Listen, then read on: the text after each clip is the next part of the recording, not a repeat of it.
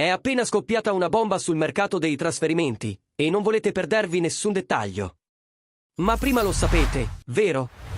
Lasciate un like. Iscrivetevi al canale e attivate le notifiche per rimanere aggiornati su tutte le novità del Napoli. Ora passiamo agli affari.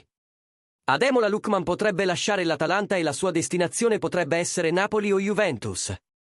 L'attaccante nigeriano, accostato ad Arsenal, Liverpool e PSG, ha chiesto di lasciare il club bergamasco lo scorso agosto.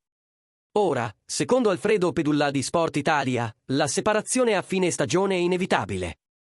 Il rapporto tra Lookman e Gianpiero Gasperini si sarebbe inasprito negli ultimi mesi e il giocatore ha già preso una decisione: non resterà all'Atalanta la prossima stagione.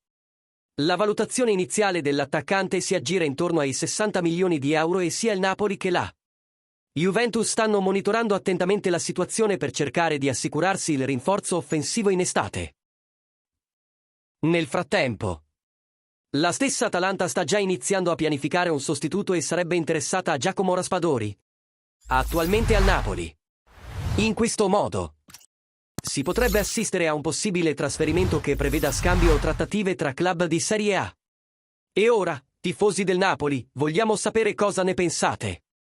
Lookman sarebbe un acquisto ideale per il Napoli? Oppure il club partenopeo dovrebbe tenersi Raspadori e cercare altre opzioni? Commentate qui sotto e partecipate alla discussione.